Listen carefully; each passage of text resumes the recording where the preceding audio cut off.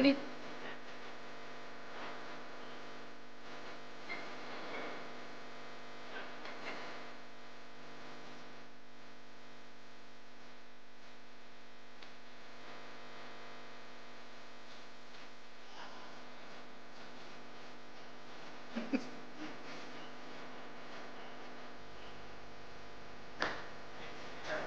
Yes. So I now hand over to Sharani Garu for this mindset session. The mic is not.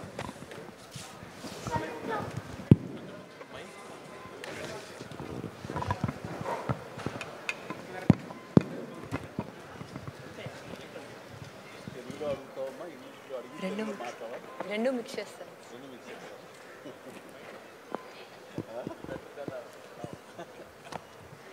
A very good evening to everyone, and I'm extremely grateful to both of you, sir. So both of you have been legendaries in your respective fields. So I would like to thank you, CBN Garu, and at the same time Chiranjeevi Garu, for coming here and gracing my book launch. This is the most precious moment for me, and I'm extremely, extremely thankful for this. On this note, let us dive into the questions. So my first question goes to Chandrababu Naidu Garu. So recently, my daddy to nenu mee office ku vachinappudu. So you saw my book and you asked me a lot of questions. You were very curious to know asalu book deni gurinchi, asalu nee background enti, asalu nu em chesavu and so on. So meeru first na book title chusnappudu, that is Mindset Shift, Small Changes, Big Impact. So what was your first impression? First impression, నువ్వు నా దగ్గరికి వచ్చినప్పుడమ్మా మిమ్మల్ని ఇంకా కూడా చిన్నపిల్లలుగానే చూశాను. Narayana guarantee నాకు ఎప్పటి నుంచో పరిచయమే కాకుండా ఒక ప్రత్యేకమైన అభిమానం. దానికి అనేక కారణాలు ఉన్నాయి. అలాంటి సందర్భంలో మిమ్మల్ని చూశాను, కానీ మిమ్మల్ని అదే మరిగా మీ సిస్టర్ గారిని చూస్తున్నాను, కానీ మీరు కూడా ఇంత పెద్ద ఎత్తున పైకి ఎదిగారని ఫస్ట్ టైం నాకు అనిపించింది. ఆశ్చర్యపోయాను. ఎందుకంటే మీరంతా కూడా ఇంకా తండ్రి చాటున ఇంకా రన్ చేస్తున్నారు వ్యవస్థ అనుకున్నాను, కానీ మీకంటూ ఒక ప్రత్యేకంగా ఒక ఆలోచనే కాకుండా ఒక ఆచరణలో పెట్టారంటే, నేను దగ్గర 45 సంవత్సరాల్లో ఏదైతే ప్రాక్టీస్ చేస్తున్నానో నువ్వు చాలా చిన్న వయసులోనే ఆ పని చేసావు. దానికి మనస్ఫూర్తిగా అభినందనలు. Congratulations. I wish all the best. Thank you so much sir. I think I would like to give my credit to my dad, because daddy అర్ధరాత్రి అయినా మార్నింగ్ అయినా 4 o'clock అన్నా 3 o'clock అన్నా ఖచ్చితంగా బ్యాక్ టు బ్యాక్ మీటింగ్స్ పెట్టి he is a workaholic, and I think I have taken that trait from him, and I'm extremely grateful that he has been my guiding force. నేను అందుకనే mind set అనేది ఎట్టుంటుందంటే, నారాయణ గారి ఇన్స్టిట్యూట్లో అదొక brand. ఆ brand కావడానికి అందరూ ఎక్కడున్నారు, ఆల్ ఇండియా మొత్తం వచ్చారు. ఒక ఆర్డినరీ స్టూడెంట్స్ని ఆయన దగ్గరికి పంపిస్తే వాళ్ళు ఎక్స్ట్రాడినరీ స్టూడెంట్గా తయారు చేసి బయట పంపిస్తున్నారు.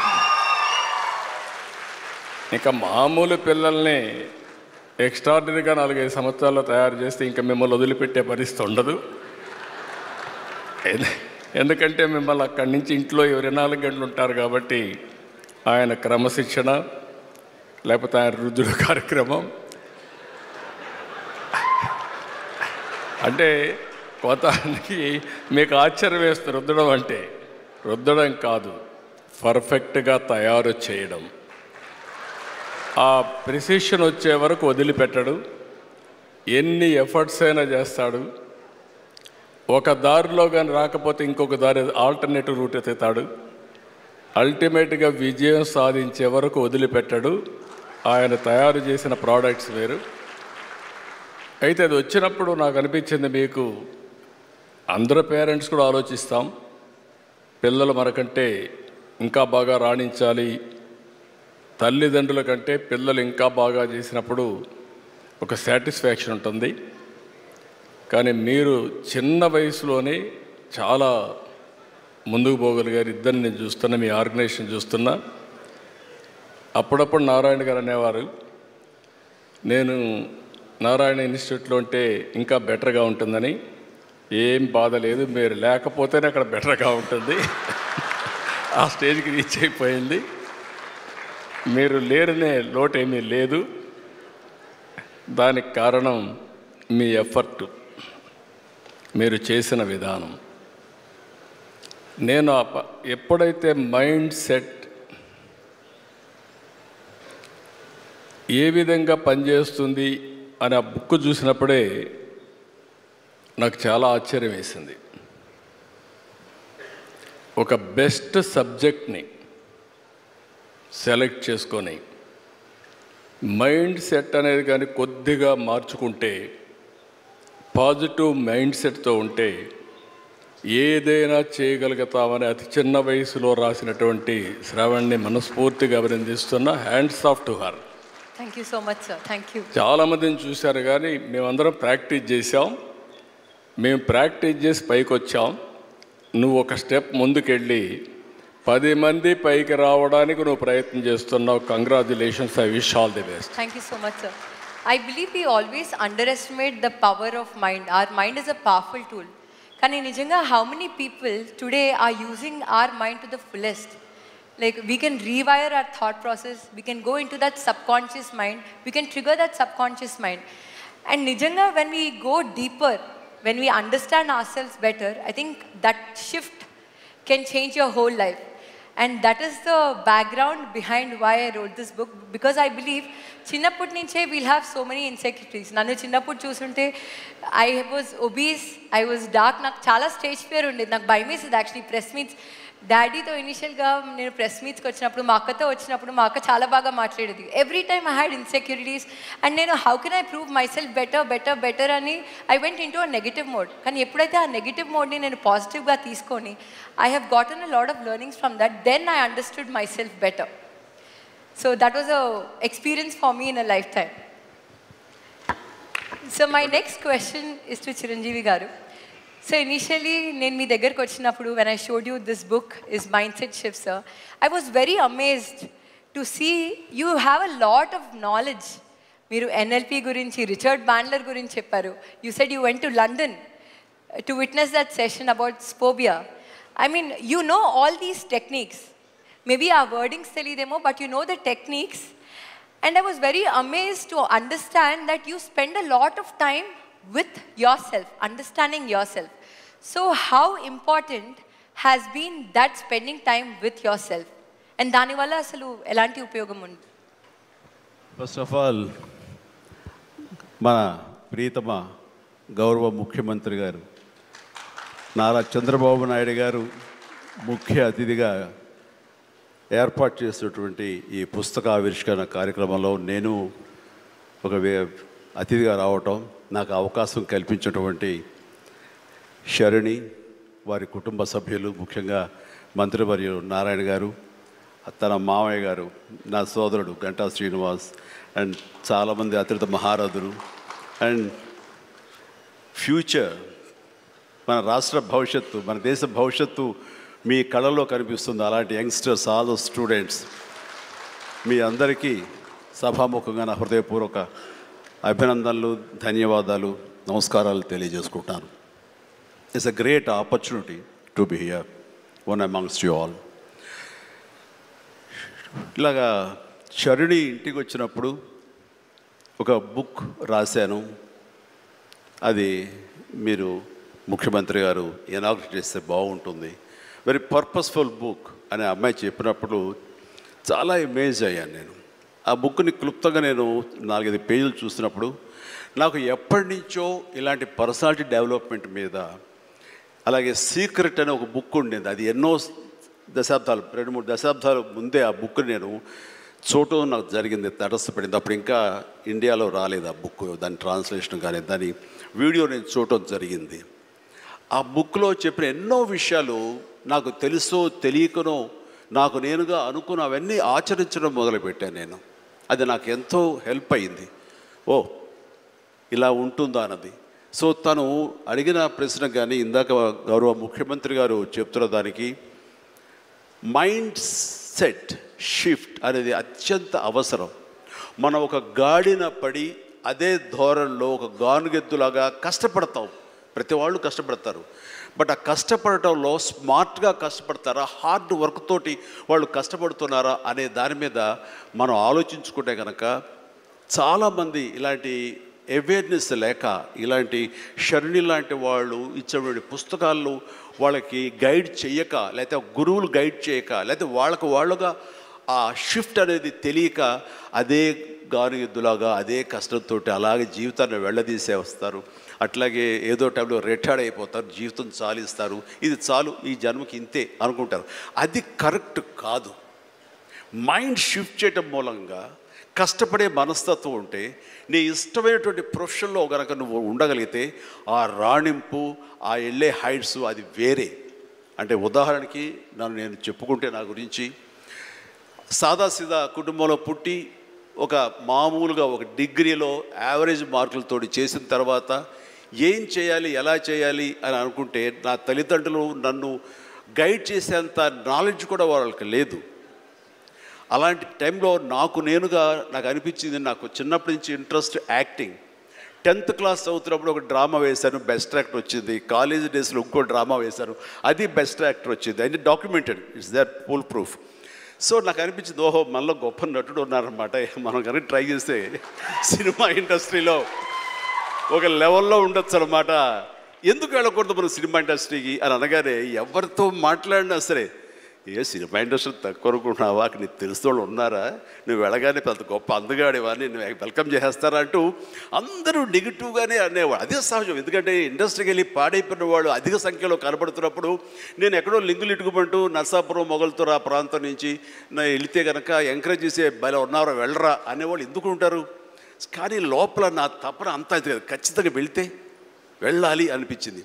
అదే విషయం అమ్మా నాన్నలు చెప్పాను. నేను మైండ్ షిఫ్ట్ గురించి మాట్లాడుతున్నాను.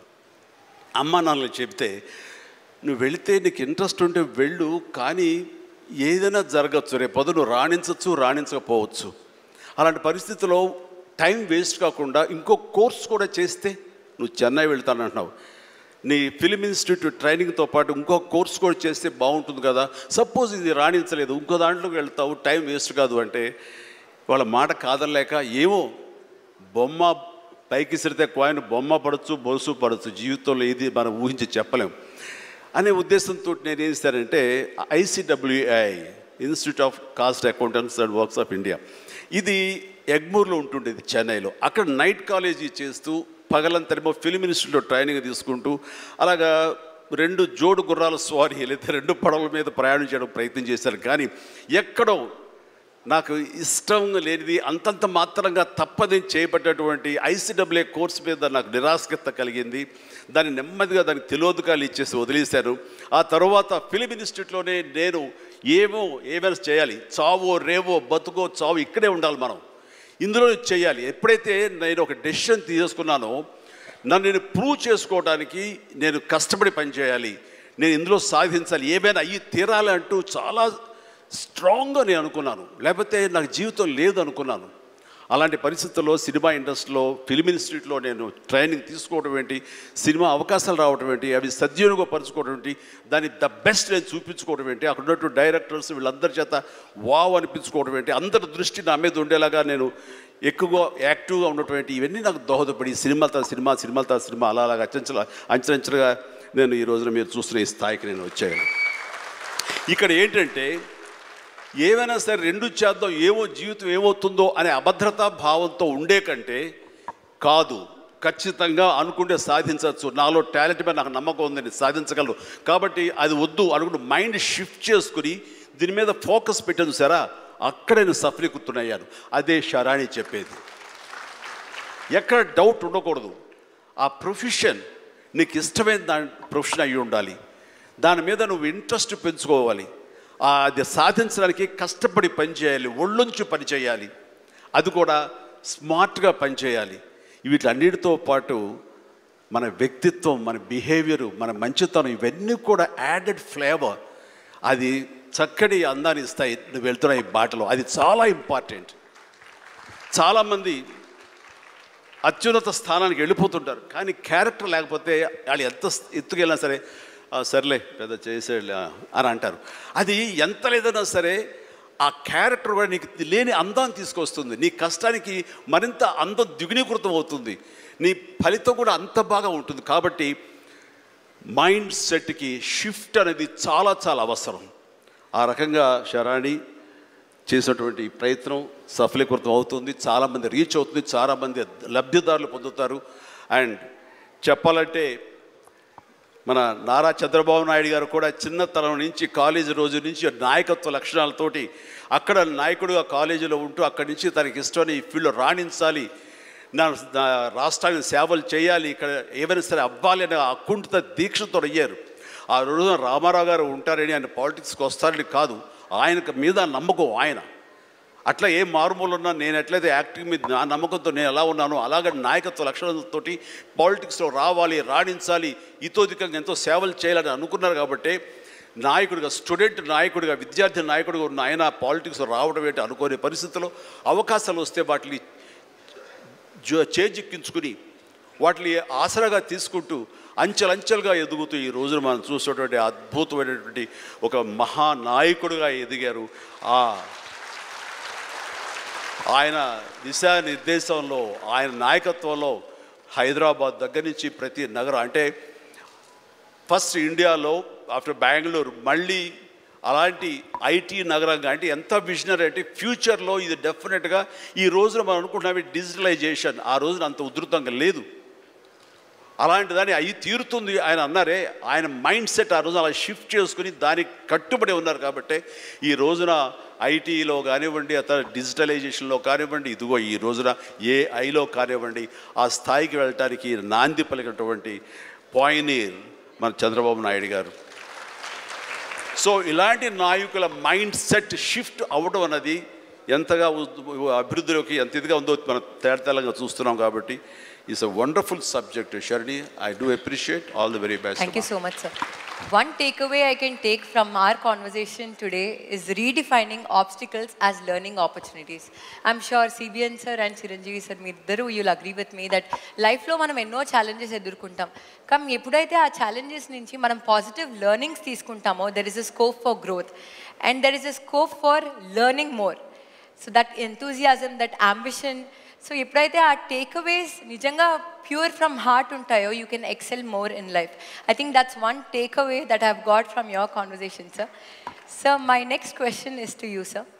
సో మనకు జనరల్గా పొద్దున్న లేచినప్పటి నుంచి నైట్ పడుకునే లోపల we have so many thoughts, positive and negative. కానీ one thought is enough to generate one task. So one thought నుంచి ఒక యాక్టివిటీ అన్నా టాస్క్ అన్నా ఉంటుంది. ఆ one activity are task if you follow it for 21 days it becomes a habit and that is called habit formation. So I want to know from you, do you have any thoughts that have transformed in to habits and if you do, how is it useful in your life? అంటే ఇక్కడ మనం అందరం కూడా తెలిసి కానీ తెలియకుండా కానీ కొన్ని లీడర్షిప్ క్వాలిటీస్ బిల్డప్ చేసుకుంటాం. ఇప్పుడే చిరంజీవి గారు చెప్పారు, ఆయన లైఫ్లో ఒక యాంబిషన్, అది ఒక సంకల్పం. ఆ సంకల్పమే నేను నటుడు కావాలి అనే సంకల్పం ఆయన మైండ్లో పడింది. అక్కడి నుంచి ఆయన జీవితంలో ఒక పాజిటివ్ మైండ్ సెట్ డెవలప్ చేసుకున్నాడు. ఎన్ని సవాళ్ళు వచ్చినా ఆయన గోల్ ఈ సెట్, ఆ గోల్ రీచ్ అయ్యే వరకు నిరంతరం పనిచేశాడు. ఒక మాటలో చెప్పాలంటే ఎన్టీఆర్ రామారావు గారు ఉన్నంత వరకు ఈయన ఒక స్థాయిలోకి వచ్చారు. ఎప్పుడైతే సినిమాలో నుంచి ఆయన రాజకీయాల్లోకి వచ్చారో ఈయన అక్కడి నుంచి ఆకాశం ఎత్తి ఎదిగే పరిస్థితికి వచ్చారు. అంటే దానికి కారణం ఏంటంటే ఒక మహానటుడు ఉన్నాడు, అప్పుడే నటుడుగా ఉన్నాడు. ఎన్టీ రామారావు గారు లేనప్పుడు చిరంజీవి గారి ఎవరి హీరోగా మహానటుడుగా తయారయ్యారంటే అది ఒక అవకాశం. ఇప్పుడు నేను కూడా ఉన్నాను. నేను రాజకీయ నాయకుడు కావాలనుకున్నాను. నేను యూనివర్సిటీ చదువుకుంటున్నాను. చదువుకున్నప్పుడు చాలా ఆలోచనలు వచ్చాయి, ఏం చేయాలి అనుకుని. చాలామంది నాకు సజెస్ట్ చేశారు, బాగా చదివితే ఐఏఎస్ అవుతామని. నేను అనుకున్నాను ఐఏఎస్ అయితే 10 మందిలో నేను ఒకడిని అని చెప్పి. మా వైస్ ఛాన్సలర్ పిలిచి లెక్చరర్ పోస్ట్ ఇస్తాను, జాయిన్ అవుతారా అన్నాడు. I said no. ఏంటి కారణం అన్నా? నేను ఎమ్మెల్యేగా పోటీ చేస్తున్నాను, ఎమ్మెల్యేగా అవుతాను, తర్వాత వచ్చి మిమ్మల్ని కలుస్తానన్నా. అంత నమ్మకం ఉందా అన్నాడు. తప్పకుండా గెలుస్తానని చెప్పి వెళ్ళాను. అంటే ఒక నమ్మకం, ఒక సంకల్పం. నేను ఎమ్మెల్యే అయ్యాను ఫస్ట్ టైం. నేను మంత్రి కావాలనుకున్నాను. మంత్రి కావాలనుకుంటే చెన్నారెడ్డి గారు మాకు ముఖ్యమంత్రి. అప్పుడు చెన్నారెడ్డి తిరిగిపోయి నాకు మంత్రి పదవి ఇవ్వమని మా వాళ్ళందరూ అడిగారు. నన్ను చూసి పైకి కిందికి చూశాడు. ఎందుకంటే చెన్నారెడ్డి గారు ఎప్పుడు కూడా చాలా స్ట్రాంగ్గా ఉండేవాడు. పైకి కిందికి చూసి, నిన్నటి వరకు యూనివర్సిటీలో ఉన్న స్టూడెంట్గా ఇప్పుడే గెలిచి వచ్చావు, అప్పుడే నువ్వు మంత్రి అయిపోవాలనుకుంటున్నావు, ఇది ఎక్కడ న్యాయం అని చెప్పి కొంచెం ఇచ్చేసాడు. నేను అన్నా, నాకు మెరిట్ ఉంటే ఇవ్వండి, నేను ఎంఏ చదువుకున్నాను, పిహెచ్డి కూడా చేస్తూ వచ్చారు ఇక్కడికి, మెరిట్ ఉంటే ఇవ్వండి అని చెప్పేసి ఛాలెంజ్ చేసి వచ్చాను. 2 ఇయర్స్లో మంత్రి అయ్యాను. ఎందుకు నేను ఇవన్నీ చెప్తుందంటే, ఒక స్టెప్ మనం వేస్తే ఇంకొక స్టెప్ కలిసి వస్తుంది. ఒక పాజిటివ్ థింకింగ్, ఛాలెంజెస్ తీసుకుంటా ముందుకు పోతే ఇంకోటి కలిసి వస్తుంది. నేను మంత్రి అయ్యాను, సినిమా ఇండస్ట్రీ మంత్రి అయ్యాను. అప్పట్లో అంజయ్ గారికి పెద్ద క్యాబినెట్, మా జంబో క్యాబినెట్, 60 మందో 62 మంది క్యాబినెట్లో ఉన్నాం. అప్పుడు అన్ని పోర్ట్ఫోలియో రాసి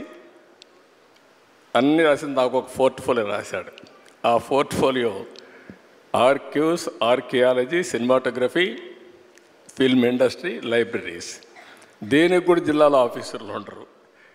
నేను ఈ పోర్ట్ఫోలియో లాభం లేదనుకుంటే నేను రాణించేవాడిని కాదు.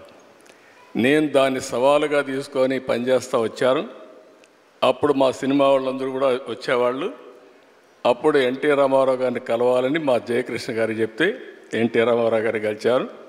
ఎన్టీ రామారావు గారిని కలిసిన తర్వాత నా మ్యారేజ్ ప్రపోజల్స్ ఆయనే పంపించాడు.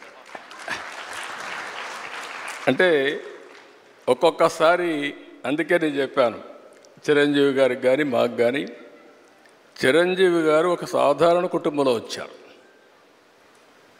సినిమా అంటే తెలియదు ఆయనకు అప్పటికి, సినిమాలో ఎవరు లేరు.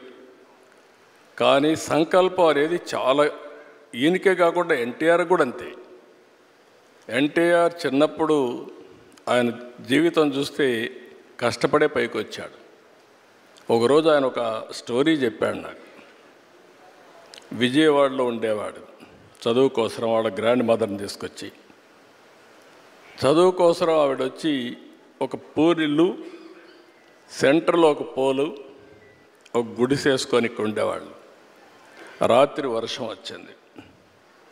వర్షం వస్తే గాలి కూడా, ఇక్కడ అప్పుడప్పుడు తుఫాన్లు వస్తాడు, గాలి కూడా కొట్టింది. ఆ ఇల్లు పడిపోతే ఇల్లు లేదు. రాత్రంతా ఆ పోల్ పట్టుకొని కూర్చున్నాడు. మార్నింగ్ వరకు నిలబెట్టుకున్నాడు. అంటే ఒక మనిషి యొక్క దృఢ సంకల్పం ఏ విధంగా పనిచేస్తుందో వారి జీవితమే ఒక ఉదాహరణ. అది ఆయన జీవితంలో జరిగిన నిజమైన సంఘటనలు ఇలాంటివి చూస్తే ఒక సంకల్పంతో ముందుకు పోయారు. అందుకే ఇప్పుడు కాదు, రేపు కాదు, ఎప్పటికైనా సరే చిరంజీవి గారికి ఉండే పేరు చిరంజీవి గారికి ఉంది. పౌరాణిక పిక్చర్లో మళ్ళీ ఎవరన్నా రాణించాలంటే ఎన్టీఆరే పుట్టి మళ్ళా నటిస్తే తప్ప వేరే వాళ్ళకి సాధ్యం కాదు. రాజకీయాల్లో కూడా ఆయన ఉండింది చాలా తక్కువ సమయం, 12 సంవత్సరాలు. ఒక చరిత్ర సృష్టించారు. అంటే ఆ సంకల్పం అనేది అలాంటి సంకల్పం. అందుకని మీరు చెప్పినప్పుడు అందరికి కూడా ఒకటే నేను విజ్ఞప్తి చేస్తున్నా, పాజిటివ్ థింకింగ్ ఈజ్ ఇంపార్టెంట్. ప్రతి ఒక్క వ్యక్తికి ఛాలెంజెస్ రాకుండా ఉండవు, లైఫ్లో క్రైసిస్ రాకుండా ఉండవు. నాకైతే నా జీవితంలో దేశంలో ఏ రాజకీయ నాయకుడు ఫేస్ చేయలేని క్రైసిస్ ఫేస్ చేశా. ప్రతి ఒక్క సంక్షోభాన్ని ఒక అవకాశంగా తీసుకున్నా, అక్కడి నుంచి ఇంకా పైకి లేసి వచ్చాను తప్ప ఎక్కడా ధైర్యపడలేదు. అలాంటి చేయగలిగితే ఆకాశమే హద్దుగా ఎదిగే పరిస్థితి వస్తుంది. ఒక మహాత్మా గాంధీ, ఒక సాధారణ కుటుంబం, ఒక అంబేద్కర్ గారు, ఒక మామూలు కుటుంబం. ఇప్పుడు మనమైనా బెటర్.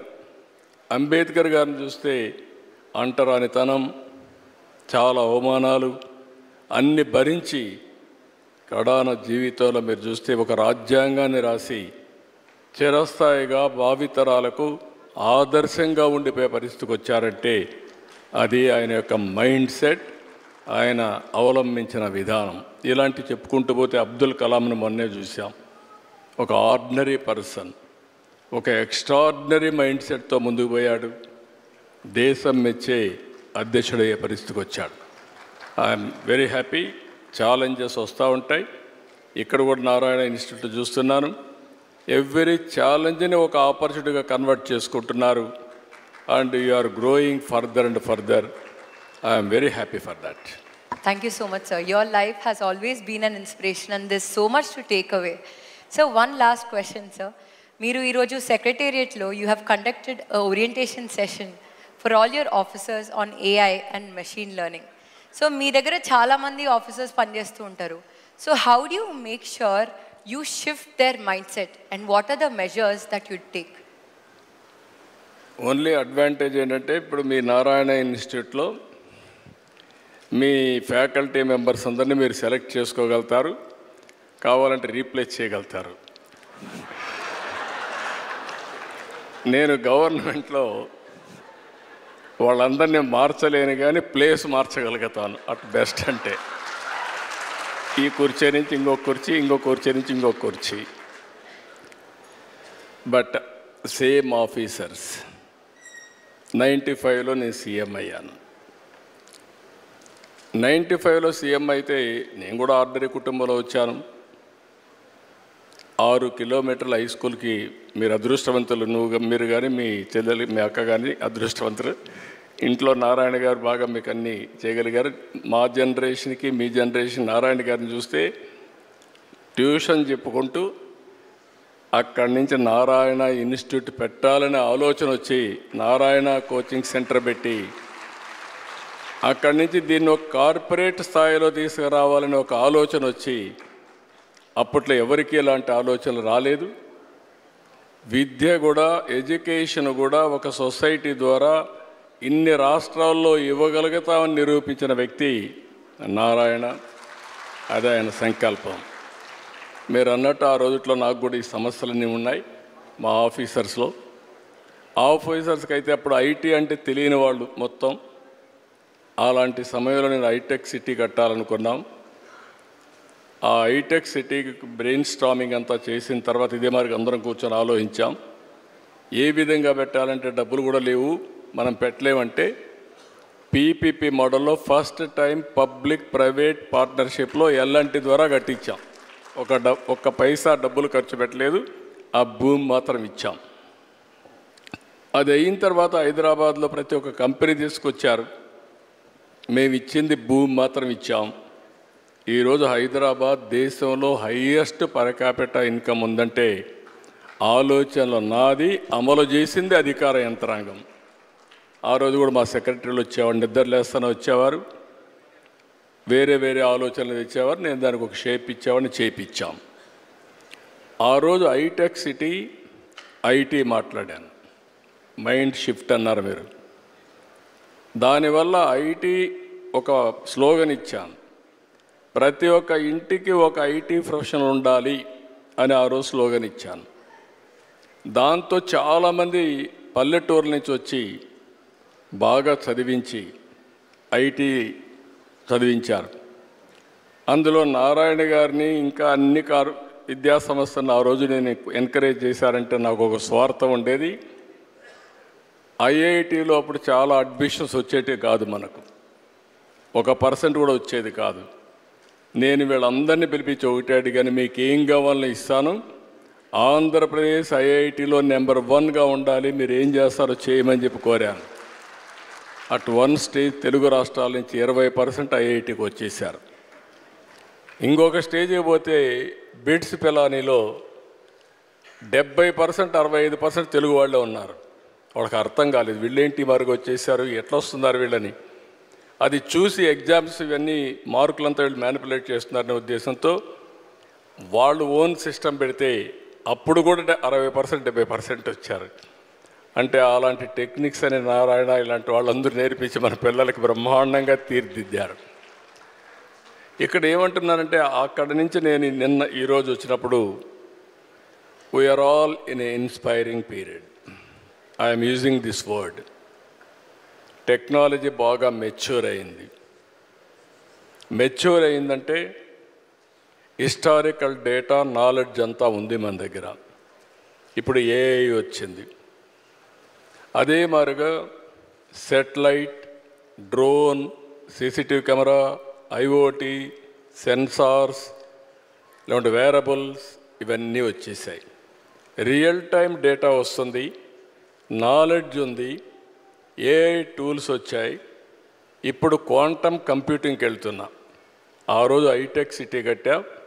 ఇప్పుడు క్వాంటమ్ వ్యాలీ అమరావతిలో తొందరలోనే స్టార్ట్ చేస్తున్నాం. చాలామందికి అప్పుడు హైటెక్ సిటీ అంటే ఐటీ అంటే అర్థమయ్యేది కాదు. ఇప్పుడు క్వాంటమ్ కంప్యూటర్ అంటే ఏంటని అడుగుతున్నారు. ఇప్పుడు కంప్యూటింగ్లో 1000 times ఫాస్టర్గా చేయగలిగేది క్వాంటమ్ కంప్యూటింగ్. అలాంటి క్వాంటమ్ కంప్యూటర్స్ పెట్టి భవిష్యత్తులో ఏఐ కూడా ఒక పిలిపిచ్చాను. ప్రతి ఒక్క ఇంట్లో ఒక ఏఐ ప్రొఫెషనల్ ఉండాలి. యూస్ కేస్ అన్నా తయారు చేయాలి, లేకపోతే ఏఐ అన్నా వాడుకోవాలి అని ఒక పిలిపిచ్చాను. నా ఆలోచన ఒకటి, 2047కి భారతదేశంలో అగ్రజాతిగా ఎక్కువ ఆదాయం వచ్చేవాళ్ళు ఎవరంటే దానికి తెలుగువారు చిరునామాగా ఉండాలనేది నా ఆలోచన. రెండోది, ప్రపంచంలోనే నాలెడ్జ్ ఎకానమీలో ఇన్ఫ్లుయెన్షియల్ పర్సన్స్గా తెలుగు వాళ్ళు ఉండాలని నా ఆలోచన. ఇది ఉండాలని ఆలోచన పెట్టుకుంటే లాభం లేదు. మీరు కూడా ఏ విధంగా అయితే నిర్దిష్టమైన ఒక టార్గెట్స్ పెట్టుకున్నారో నేను కూడా ఒక టార్గెట్ పెట్టుకున్నా. అందుకని ఈరోజు ఏఐ అనేది రియాలిటీ. మా ఆఫీసర్స్ అందరికీ కూడా ఏఐ నేర్పించాలనే ఉద్దేశంతోనే క్లాసులు పెట్టాం. నేర్చుకుంటారా అంటే చాలామంది ఫాలో అవుతారు, కొంతమంది అని నేర్చుకుంటారు. వన్స్ ఆ ఎకో సిస్టమ్ క్రియేట్ చేస్తే ఈరోజు ఇక్కడ మీరు నారాయణ ఇన్స్టిట్యూట్లో ఎట్టయితే ప్రతి ఒక్కసారి ఆల్ టీచర్స్ అంతా రేటింగ్ కానీ మానిటరింగ్ కానీ పర్ఫెక్ట్గా సిస్టమ్స్ ఉంటాయి మీకు. మేము కూడా గవర్నమెంట్లో అది తయారు చేయగలిగితే ఆటోమేటిక్గా కాంపిటీషన్ స్టార్ట్ అవుతుంది. నిన్న మొన్న మీరు చూసుంటారు, మీరు ఏ సిస్టమ్స్ అయితే ఫాలో అవుతున్నారో మేము కూడా వాట్సాప్ గవర్నెన్స్ ద్వారా మీరు ఏ ఆఫీసుకు పోయే పని లేకుండా ఏ పని కావాలన్నా, ఏ రిజల్ట్ కావాలన్నా, ఏ సర్టిఫికేట్ కావాలన్నా రియల్ టైంలో ఇచ్చే పరిస్థితికి వచ్చాం. 270 సర్వీసెస్ ప్రొవైడ్ చేస్తున్నాం. అనదర్ 4 monthsలో 1000 సర్వీసులు ఇస్తాం. ఏ వ్యక్తి ఏ ఆఫీసుకు పోయే పని లేదు, మీరు టైప్ కూడా చేసే పని లేదు. హాయ్ అని మీరు ఏదైతే మేము ఇచ్చిన నెంబర్ కొట్టి మీకేం కావాలనో చెప్తే ఆ పని చేసి మళ్ళా మీకు సమాధానం చేసే పరిస్థితి తీసుకొస్తాం. మేము మీ ప్రైవేట్ సెక్టర్లో ఎట్లయితే మీరు కంపీట్ చేస్తున్నారో మీకంటే ఇంకా ఎఫెక్టివ్గా చేయాలని మైండ్ సెట్ షిఫ్ట్లో ఈరోజు గవర్నమెంట్ ఉంది. But it is possible, everything is in our hands. అది ఆ ప్రాక్టీస్, పాజిటివ్ మైండ్ సెట్తో మనం పోతే ఏదైనా చేయగలుగుతాం. That's amazing to know, sir. I can see a lot of passion in your journey. So ఎప్పుడైతే ఒక మనిషికి dedication, consistency and never give up attitude ఉంటుందో ఖచ్చితంగా వాళ్ళ మైండ్ సెట్ స్ట్రాంగ్ ఉంటుంది and they will become successful in life. Chiranjeevi sir, my last question is to you, sir.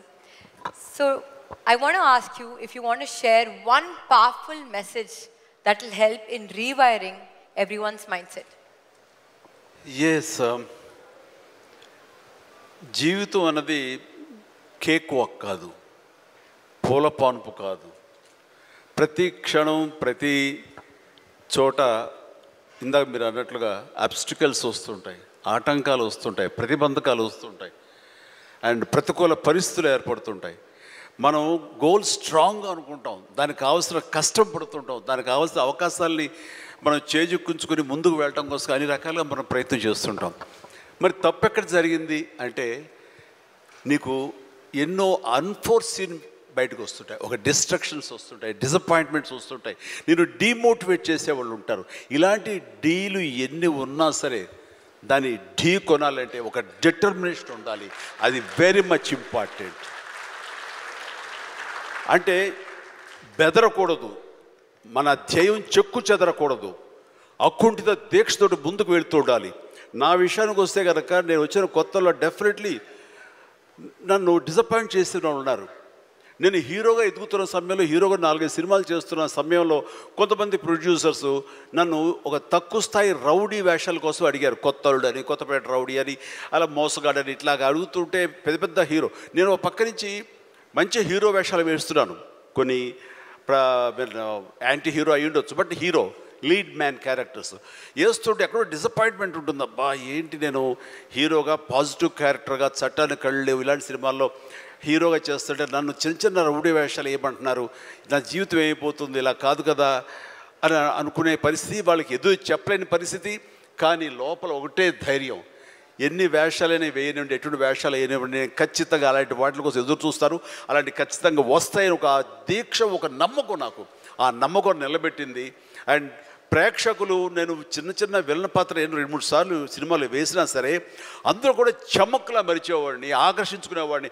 ఇడెవడరా భలే చూస్తున్నాడు, శబాష్, నెక్స్ట్ పిక్చర్ ఎత్తుంది చేయాలి, అండ్ ఇతను సాంగ్స్ బాగా చేస్తాడు, ఈ సాంగ్స్ పెట్టి ఇతను హీరోగా చేయాలంటూ ప్రేక్షకుల చేత నేను మనల్ని పొంది, ప్రేక్షకులు సినిమా ఇండస్ట్రీలో ఉన్నటువంటి ప్రొడ్యూసర్ని, డైరెక్టర్ని నన్ను ఖచ్చితంగా పెట్టుకుని తీసేలాగా చేశారు. కాబట్టి ప్రేక్షక దేవుళ్ళకి ఎప్పుడు నేను రుణపడి ఉంటాను. అది నా ఒక అధ్యక్ష. నా కాన్ఫిడెన్స్ వాళ్ళని రీచ్ అయింది. నేను చెప్పుకోకర్లా, నువ్వు చేసే చిన్న పాత్రని పెద్ద పాత్ర సరే, నువ్వు చేసే దాంట్లో నీ కన్విక్షన్, నీ యొక్క హావభావాలు, నీ హుషారు వాళ్ళని ఎక్కడో తెలియకుండా రీచ్ అవుతుంది. సైకిల్ కుర్రాడు అంటారు మనూరు పాండవులు, అది 5 మందితో పాటు నేను ఒక కుర్రవాడిని. వాళ్ళకంటే పెద్ద క్యారెక్టర్ నాకు లెంగ్త్ ఏమి లేదు, వాళ్ళకంటే స్ఫురద్రూపేం కాదు. కాకపోతే ఆ ఉన్న కొంచెంలో చముక్కలా మెరిసరికి ఎవడరా భలే ఉన్నాడు, వీడికి లైఫ్ ఉంది రోయ్ అలాగా అనిపించుకోనంటే, అది నన్ను నేను ప్రొజెక్ట్ చేసుకోవడం, నన్ను నేను ఆవిష్కరించుకోవడం, నన్ను నేను బెస్ట్ అనిపించుకోవడం ఉంది. నిరంతరం అదే థాట్తో ఉండి, ఆ నమ్మకంతో ఉంటే ఖచ్చితంగా ఇలాంటి డీలు ఎన్నొచ్చా సరే ధీటుగా ఢీ కొట్టగలం. ఇది నేను చెప్తాను. అంటే ఇంకా ప్రధానమైన ఉదాహరణ చెప్పాల్సి వస్తే, మహానాయకుడిని ఇక్కడ ఉన్నారు, అలిపిరి సంఘటనతో అక్కడి నుంచి పడి లెగిచి ఎంత డీమోటివ్ అయిపోవాలి, చావు తప్పి కన్నులు అట్టపోయినట్లుగా ఆ రోజున పరిస్థితి ఉన్నప్పుడు ఆ విజువల్స్ చూసి ఎక్కడ చెక్కు చెదరలేదు. ఆయన మానసిక స్థైర్యంతో ఉన్నారు. హాస్పిటల్కి వెళ్ళి ట్రీట్మెంట్ తీసుకుని వెంటనే మామూలుగా బయటకు వచ్చారు. కానీ ఎక్కడ సరే బెసికారా, కొంచెం వెనక్కి తగ్గారా, ఆలోచన విధానంలో ఏంటిది అన్నారని ఏమీ లేదు. బ్రహ్మాండమైనటువంటి ఒక కన్విక్షన్ తోటి దీన్ని ఆయన ఎదుర్కొని నిలబడేటువంటి హీరో దాత్తత నేను ఆ రోజున చూశాను నాయుడు గారిలో. ఇలాంటివి వస్తుంటాయి, కానీ వీటిని మన కన్విక్షన్, మన నమ్మకం, మన మీద మన నమ్మకం ఖచ్చితంగా ముందుకు వెళ్ళిపోతుండాలి. మనల్ని ఆదరించే ప్రేక్షకులు లేదా రాజకీయంగా వస్తే ప్రజలు ఎప్పుడు మన యొక్క మంచిని, మనం చేసిన కృషిని, మన యొక్క ఇన్నర్ మన ఫీలింగ్ని, మన జెన్యూనిటీని, మన ఆనెస్టీని, నిజాయితీని ఖచ్చితంగా గుర్తించగలరు. మధ్యలో ఒక్కోసారి ప్రతికూల పరిస్థితులు వస్తాయి, బట్ వాటిని అధిగమించేలాగా వస్తుంది, మనకి రోజులు మంచి రోజులు వస్తాయని కన్విక్షన్ తెలితే కనుక అలాంటి అబ్స్ట్రకల్స్ని ఓవర్కమ్ చేయగలం. దానికి గాను నువ్వు నీ మానసిక ధైర్యాన్ని కోల్పోకూడదు. ఇక్కడ నిలబెత్తున్న నిదర్శనం చంద్రబాబు నాయుడు గారు. అది నేను చెప్పుకొచ్చేది. I can see that you have turned your challenges and hurdles in life as success stories and into success stories. And CBN gar journey or Chiranjeevi gar journey, I'm sure it's not easy. Kani prati okka mettu paikeltu unte, when we come out from those struggles and when we take those learnings, we create a legacy for ourselves, sir. So I'm truly honored to share this opportunity for both of you, and I'm sure everyone in the room will resonate with me. So thank you so much for giving me this lovely opportunity.